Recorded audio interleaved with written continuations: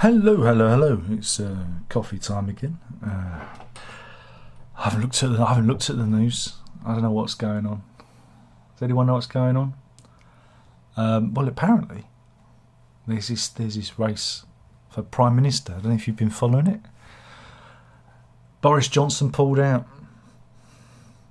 There's a first time for everything. Boo. It's a shame. I wanted to see Boris come back. I wanted to see Bojo return purely for comedic effect. But it looks like Dishy Rishi Sunak has it in the bag. And he could be PM by this afternoon. He'd probably be announced after I finish doing this. For they reckon he has all the votes. The snap election has given him all the votes. Because Penny Mordaunt, they need to get 100 backers. And Penny Mordaunt can't get 100. Neither could Boris, and it looks like Dishy Rishi, he's storming ahead. So there we go. Storming ahead. Of course, he should have won it the first time. He was my pick for the first time around, but somehow Liz Truss won it. I still don't understand how that happened, but there we go. They managed to, we managed to get there in the end, even though it cost the economy billions and billions of pounds being wiped off. Oh dear. So yeah, new Prime Minister this afternoon. See, just think, all over summer we had the Conservative PM race shoved down our political pie holes, and they could have just done it in an afternoon. Just goes to show they can sort it out. Meanwhile, we've got more eco warriors doing what the eco warriors do. This is at Madame Swords. They pied King Charles waxwork because I don't know.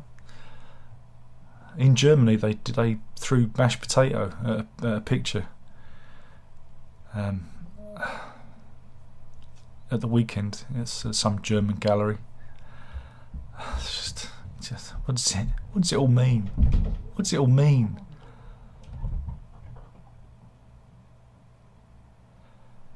Good news about COVID. Yeah. This is from Sir John Bell from Oxford University. He served as number 10's coronavirus testing czar and was an early member of the COVID task force. Whoops, wrong camera. That's the new live camera. It's meant to be pointing at the dog. It wasn't very good. I pressed the wrong button. Yeah, this is him. I'm not well, I've got a cold, but you're not meant to know that. Yeah. He said that COVID, the first iteration of COVID, the deadly COVID, the COVID that terrified Britain and that sent us into lockdowns, it doesn't exist anymore. Yeah. He reckons the virus has radically changed since 2020. And yeah, it should be all right.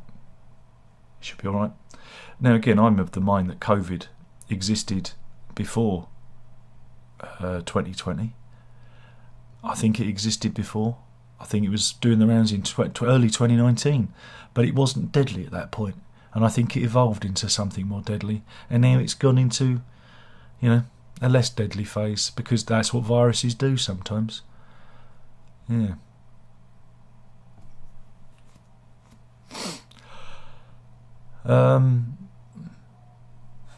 Let's do some court news. You want some court news? Good. This is the story of Julia Taylor. Here we have a picture of her here. And she's up in court. What does she do? Well, the 61-year-old council support worker has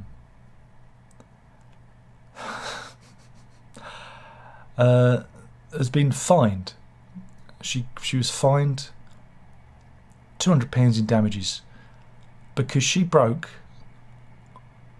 a Welshman's teeth. Yes, she broke a Welshman's teeth. The incident occurred on the 27th of November last year, and they didn't know each other. They were total strangers, but they were talking. The historic Victoria pub in Chester, which dates back to 1269. There you go. But they were arguing over, well, I guess it'd be Welsh nationalism because he was a Welshman. and buying homes in Wales. I know it's a strange thing to get you're worked up about, but yeah, he had strong views about the number of houses in Wales being bought by, I guess, English people, and she went to empty contents of a wine glass over his head, but somehow smashed him in the mouth with the glass and knocked 2 of his teeth out. And he required dental treatment. She works for St Helens Council in Merseyside. Admitted assault, occasional and actual bodily harm, as well as that she's had to pay damages to Mr Williams, and she's also fined £120, and she's got a 12-month community order. There you go. Why can't everyone just get along? Why can't you just get along? Let's go to Spain now. And this is the story of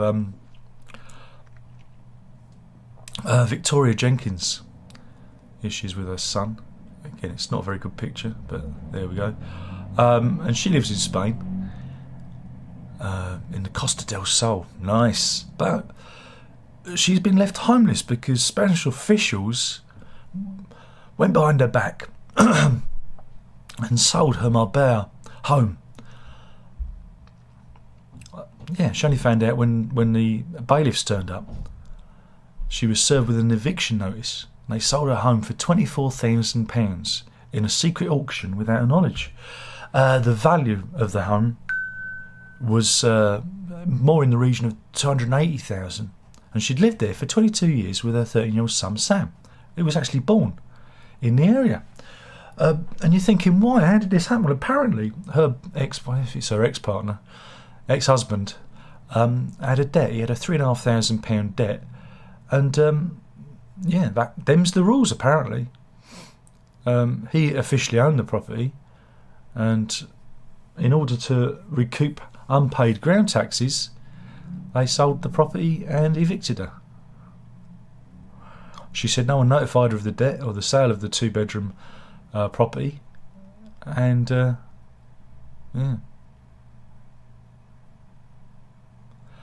was apparently sold back in 2015, but she didn't find out about it until April 15th, 2021, when a final eviction notice was served, telling her to leave the property. And I mean, mind you, looking at it, looks a bit, I don't know. Yeah, I'd probably want to move from there.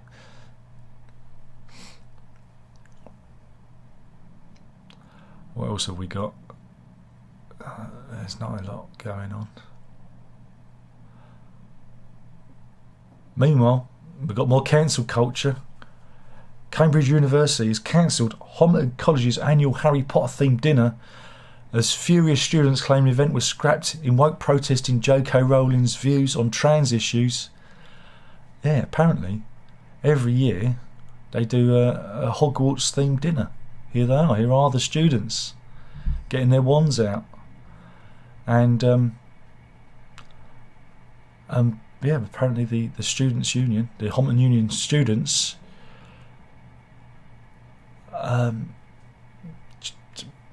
not happy with old Rowling. But one student said, it's just fun. Students dress up and there are a few funny sketches and speeches, and these events are usually popular and usually sell out. But no, they've cancelled it, and here they are again, dressed as their favourite characters, I guess. God, cancel culture's everywhere, isn't it? Everywhere.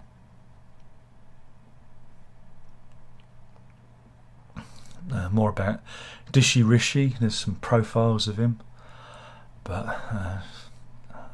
we'll do that tomorrow maybe. Do you remember Jackie Pickett? Do you remember Jackie Pickett? No? You might remember her. She's the one. She owned a fish and chip shop, and when the Queen died, opened a bottle of champagne and danced around saying Lizard Liz is dead. Do you remember? This was in Jackie's fish and chip shop in Muir of Ord in Scotland, and her bizarre celebration video sparked the ire of locals and many around the country, nay the world, because come on, have some class. But yeah, she's being anti-monarchist isn't a problem, but they have a little bit of respect, haven't you? Really, a little bit of respect? Maybe not. I don't know. But anyway, as predicted, she sold the business. The shop did reopen briefly, but its windows were smashed in, and since September the 10th, it has remained closed. But on Friday, the doors reopened once again with a new sign up saying under new management. And the sign reads, as of Friday, October 21st, Jackie's Chip Shop were under new management. Please welcome Kerry, who has now taken over. So it does seem that the business has either been sold or transferred. There we go. As predicted, because she made her situation completely untenable. Because people are silly, aren't they? They're silly. We got trans news. This is NHS England. NHS England, again, everything's kind of changing. They're bringing out new guidelines. But the Health Service last week issued draft guidance on treating children and young people with gender dysphoria, because we know it is a social contagion spread largely via social media. Health chiefs notice in most cases, gender incongruence does not persist into adolescence. Indeed, it doesn't. And its guidance says social transition should no longer be viewed as neutral act due to the significant effects it may have on child psychology. And they say that it may just be a phase that they're going through. Indeed it is. Again, I'm seeing it at my daughter's school. At least one of her friends, well, I know two of her friends have now gone, nah, I was just feeling a bit odd. I think it's because of, girls going through puberty. It can be a bit of a hard time for them. So yeah, at last some common sense there. The adults have re-entered the room, thank God, because again, this is all social contagion by bad actors. I sound like Alex Jones, didn't I? God blimey. Mind you, did you notice the weather over the weekend? Whew, it was a bit damp out there. I got rained on at least twice, I think it was. It wasn't good.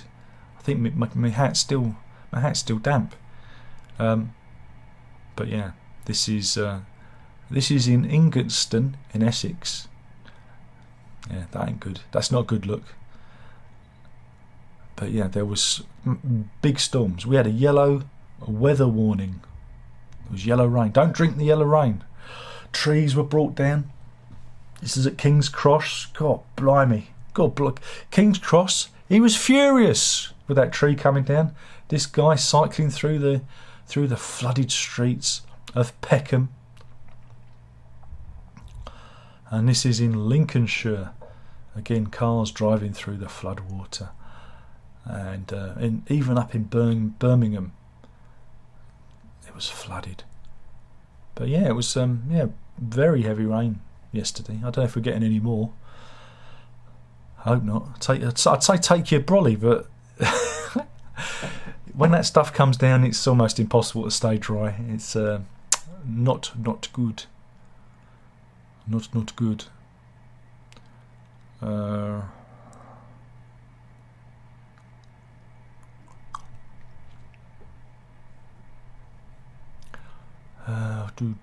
trying to find some good stories. There's not good ones. Oh God, that's not a good one. Please bear with me. Please bear with me, because I didn't bother reading the news this morning.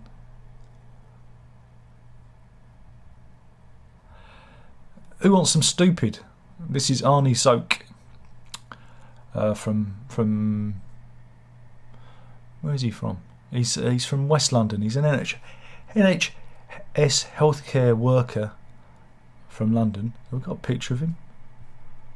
There's no picture of him. That's funny. There's a picture on the front page. Now I've got to find the story again. This is the worst one ever, Darren. This is the worst one ever. Where is it? Here we go. Let me just zoom in. Yeah, Arnie Zoke. He went to Germany, right?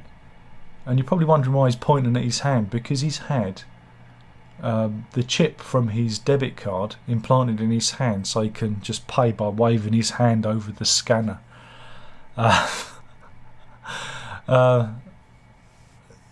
Yeah, but he'll have to have the chip replaced, because these things, I don't know if your card runs out, doesn't it? So he's going to have to go back, slice his hand open, and put a new chip in every like 5-10 years, whatever it is. But at least he doesn't have to worry about losing his card. Maybe left his hand on the bus. I don't know. But yeah, you can do that now. You can go to Germany and have your debit card chip implanted in your hand. Yeah. Oh no! Economic news: the eurozone economy plummets by does it say? It's fell to 47.1% this month. Oh dear! So it's lost a percentage point. That's on the PMI, Purchasing Managers Index. Oh, in Germany heads into recession. Oh dear! Everyone's in the same boat, you know. So everyone who's pro-EU and that, just remember, we're all in the same boat. We're all going through the same thing, because this is the ripple effect from the COVID lockdown. Who wants to see some fake products? People have been posting some fake product pictures. Remember, if you're a bit tired and you fancy a cup of tea, have a break, have a cat cot. Yeah? But perhaps you want to wear some Suchi clothes, yeah. And if your skin's dry and you need a beauty cream bar, there's always Dave. You can rely on Dave to refresh your skin, yeah. Abibas, why not? Yeah. And this one is just mangling beyond all sense. It's hot dog nudes. Excuse me? That doesn't even make sense. Nutmaster, that's my old nickname. I'll have a refreshing Sprint, please. And probably the most ideal one, I fancy a new phony PlayStation, please. I like that one. That's a good one. I think we'll end there. But no, I think I'm going to finish off with a snack. I'm going to have some prongles. Yeah, that was a Twitter thread of knockoff material. Oh dear. Well, it keeps people busy. It keeps them off the streets, doesn't it? Keeps the eco protesters occupado.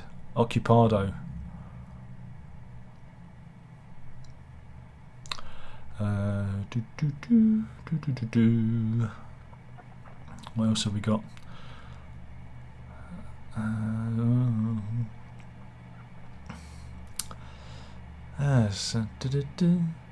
Oh, that's not a good story. I'm sorry, it's just not a good story. It's no good story here. Is there any animal stories? Oh, this is one. This again. This is a concept car. It's not real, but it looks like something from sci-fi. This is a concept for a flying car. Yeah, this is the future, folks. Oh wow, this is going to go so bad. Whee! Yeah, they're developing a flying car. Of course they are. The LF Model A, created by LF Aeronautics in San Mateo, California, is going to be a fully electric vehicle with a mesh-covered body that conceals 8 propellers. And the propellers will replace traditional car motors, allowing it to take off straight up in the air from a conventional road. And once airborne, the propellers tilt 90 degrees and then will fly through the air. Oh no, the car itself will fly through the air at night. That doesn't make sense. But yeah, the passenger bubble in the centre of the car, which can hold 2 people, will pivot on its axis. Yeah, so it drives like this, you know, and then when you're flying, the whole body kind of flips 90 degrees and propels you like that. That doesn't even look aerodynamic. There'd be too much drag, wouldn't there? Oh, they say it's mesh. Maybe it'll work, I don't know. But yeah, it's going to cost 265,000 quid. I'll have one of each colour, please. Yeah. that's just going to end up people crashing out of the sky. It's going to be. Meanwhile, in the Philippines, it's exam season. Indeed, in Legazpi City, the students have been told to wear anti-cheating hats. Yes, they don't want the students looking at each other's papers, and so they've had to improvise. Some are wearing boxes on their heads during here. Stop and peeping. I like this one. This is one of my favourites. He's been creative. It's almost like a Robot Wars robot. Yeah, so someone's just gone for more of a traditional face mask. One at the back there's just wearing a hat. But yeah, because they obviously have a high instant of cheating. This guy's got a sense of humour. He's called it the midterm heist. And yeah, these just gone for a big paper hat. Takes all sorts, I suppose. And we're going to end. I'm going to end a bit early because I've got a tickly throat. I'm not well. This is the story of Dexter the dog, right? And Dexter the dog is quite unique. I've got to cue this up because it's a YouTube video, so bear with me. Let me just mute the sound. Dexter the dog is quite unique because he walks like a human. Yeah, look. He walks around on his back legs like a human. Can you believe that? Yeah. And his owners reckon that they never taught him how to do this. It's just something he came up with. He just started to just look. If he put a little hat on him, I must admit, you couldn't take him for a walk or near the road because people are crashing their cars. You know. But yeah, it all began in March 2016 when he was involved in an accident. He got hit by a car and his front two legs were damaged. But instead of sitting around,